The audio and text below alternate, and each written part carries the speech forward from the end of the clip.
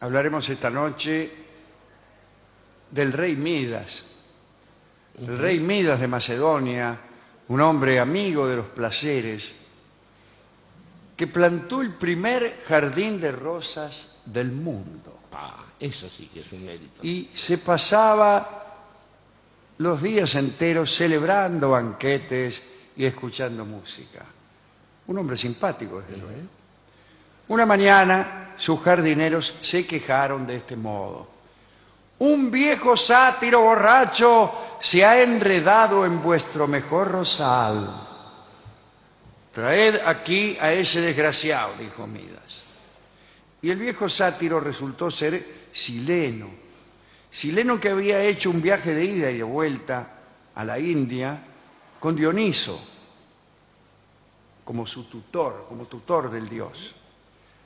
Y le contó a Midas historias muy emocionantes sobre la India y sobre un nuevo continente que se encontraba del otro lado del Atlántico, donde unos mortales altos, felices y de larga vida habitaban ciudades maravillosas. Le contó también que estos gigantes habían navegado en una ocasión hacia Europa en cientos de barcos, pero al encontrarlo todo tan aburrido y feo, pronto habían regresado a su país. Midas agasajó a Sileno durante 5 días y 5 noches, escuchando estas historias, y luego lo devolvió sano y salvo a Dioniso. En agradecimiento, el dios prometió concederle a Midas el deseo que formulase. Y Midas le pidió el poder mágico de transformar todo lo que tocase en oro. Se lo pidió estando un poco borracho, quizá. Bueno, los primeros minutos fueron muy divertidos. Podía hacer rosas de oro y ruiseñores de oro con los de verdad. Pero enseguida, sin querer, transformó a su propia hija en estatua. Y también descubrió que los alimentos que comía y el vino que trataba de beber se convertían en oro cuando se los llevaba a la boca, y por este motivo casi murió de hambre y sed. Dioniso se rió de Midas con grandes carcajadas y dejó que se quitara el toque de oro lavándose en el río frigio llamado Pactolo, en cuyas arenas todavía reluce el oro. Y además le devolvió a su hija. También le ayudó a convertirse en rey de Frigia, ya lo era de Macedonia. Un día, Apolo le pidió que hiciera de juez en un concurso musical entre él mismo y un pastor frigio llamado Marcias. El caso fue como sigue.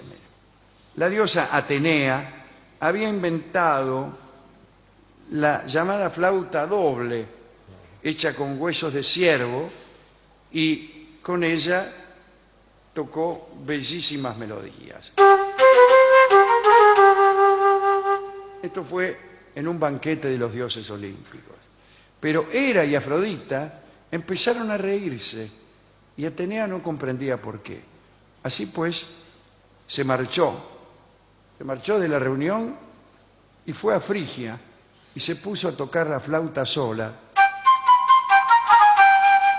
observando su imagen reflejada en un arroyo del bosque. Cuando vio lo ridícula que estaba, con las mejillas hinchadas y la cara colorada, tiró la flauta y cuando se fue, maldijo al que se atreviera a tomar aquella flauta. Dio la casualidad que Marcias encontró el instrumento y cuando se la llevó a los labios, salieron de ella melodías maravillosas.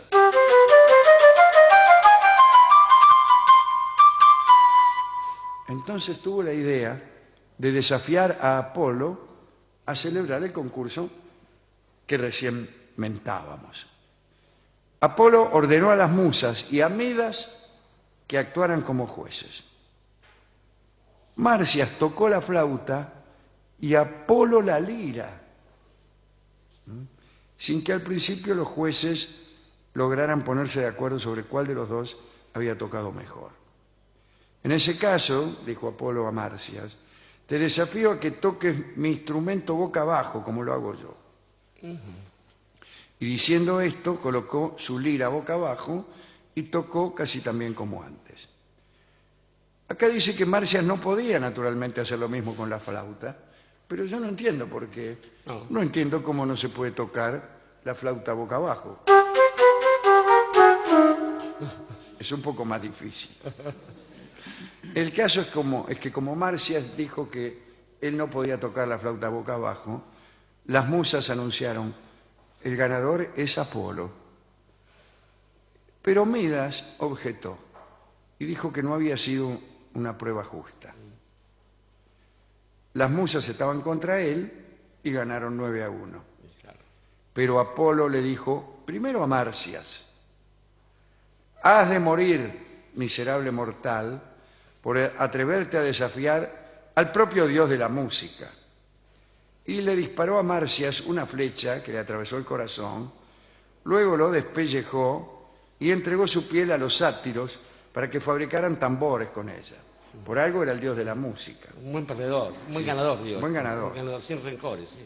A Midas le llamó burro y le tocó las orejas, que de pronto crecieron, volviéndose largas y peludas como las de un burro.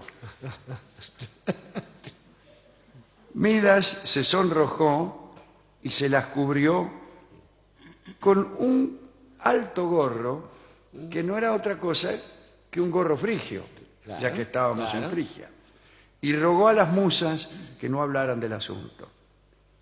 Desgraciadamente, el barbero de Midas tuvo que enterarse porque los frigios se cortaban el pelo muy corto.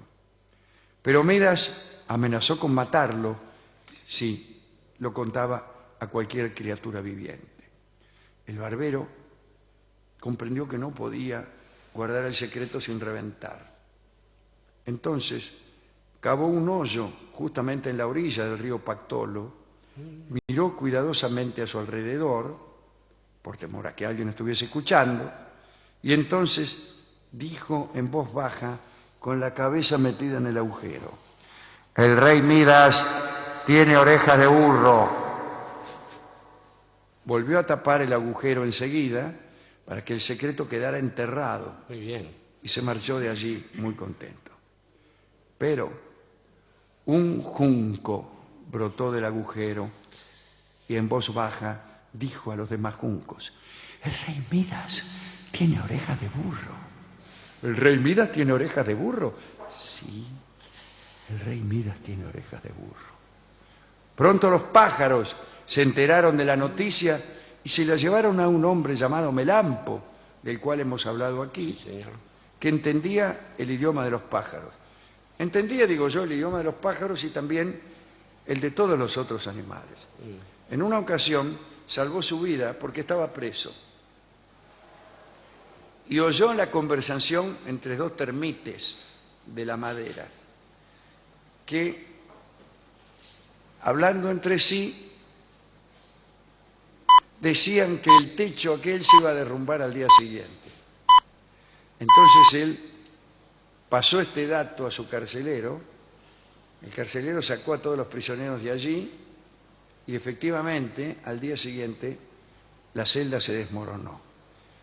Como premio a ese dato le concedieron la libertad a Melampo. Bueno, ese Melampo fue consultado, o mejor dicho, fue anoticiado por los pájaros, Los pájaros acerca de de las que orejas Midas de tenía Midas. orejas de burro. Por fin, el propio Midas, al salir a pasear en su carro de día, oyó a todo su pueblo que gritaba a coro, «¡Quítate el gorro, rey Midas! Queremos verte las orejas». El rey Midas tiene orejas de burro. El rey Midas tiene orejas de burro. El rey Midas tiene orejas de burro. Midas Le cortó primeramente la cabeza al barbero, pero luego, como sentía mucha vergüenza, se suicidó. Es una historia Es llena una de- historia siniestra, pero que nos deja alguna clase de enseñanza. llena de enseñanzas. Estaba pensando, Alejandro, primero que Midas, un hombre que tuvo en su vida una multitud de prodigios, esta capacidad, primero este mérito de ser el que plantó el primer rosal en el mundo, después esta capacidad de tocar objetos y convertirlos en oro, después andar con orejas de burro por ahí, que se lo repitiese la naturaleza toda. Era rey de un lugar en el cual la sombra de un hombre común y corriente, es decir, sin ninguna otra capacidad que la de ser un hombre seguro de sí mismo, iba a superar largamente esa fama, y estoy hablando de Alejandro de Macedonia, Claro. que con sus manos tocaba algo y lo transformaba en griego. Me parece que es un prodigio mayor que volverlo Es un oro. milagro mucho mayor. Y Pero- le permitía, sin embargo, comer y beber. Exactamente, sin andar molestando a los demás. Pero pensaba también que hay cuestiones en la historia de Occidente, formas que propenden al símbolo. Quiero decir, cosas que están predestinadas para ser símbolos. Por ejemplo, algo cuya forma rebosa de armonías, algo que siendo natural parece artificial. Y ahí es donde aparece justamente la relación entre un tipo como Midas y, por ejemplo, la plantación de flores. Porque las flores funcionan de una manera, por un lado, por la forma y por otro lado, por la física. Están pensadas para que se haga literatura sobre ellas. O sea, la forma, la belleza, y duran un día, son fugaces. ¿Quién no va a pensar en la vida de ese modo? Más o menos están servidas como anillo al dedo. Estaba pensando que se maquillan con rocío, de modo que utilizan lo que tienen a mano para eso, y que además son capaces de ser símbolos de una cosa contraria. Pensemos en nuestros amigos Lancaster y York, de los cuales unos eligieron una rosa blanca como símbolo, los otros una rosa roja, y se mataron durante décadas hasta que En la guerra de las dos rosas. aparecieron los Tudor y se Yo transformaron le en Inglaterra. agregaría otro valor metafórico, que es el siguiente, o alegórico. Casi la moraleja de esas alegorías dice, no debemos vulnerar el orden instituido por los poderosos. El oro lo tienen los poderosos y tratar de que otras cosas sean oro es castigado. Y la otra metáfora es, no conviene tratar de ser justo por encima del poder, tal como le pasó. Efectivamente, lo cual nos habla... La tercera cosa sería, los poderosos han dicho que las orejas de burro son vergonzosas, y entonces deberemos avergonzar. Muy bien, y está bien esto, porque ahí se reduce a eso todo el problema de Midas, que es algo que los orientales supieron desde siempre. El problema es cuando alguien se cree demasiado importante en sí mismo. Entonces las orejas de burro, porque si él hubiera sido un rey con las cosas bien puestas, hubiera dicho, de aquí en más solo es bello el que tenga orejas de burro, y a la lona. Pero no, quería ser reconocido en términos de no un prodigio, quería tocar las cosas. ¿Por qué transformarlas en oro? Para ser más rico. Y lo que es peor, habiendo logrado un prodigio tal como el de ser el primero en plantar una cosa tan maravillosa como las rosas, se vio molestado por la incursión en ella de un fauno, la propiedad privada. El tipo tenía esas cosas para sí.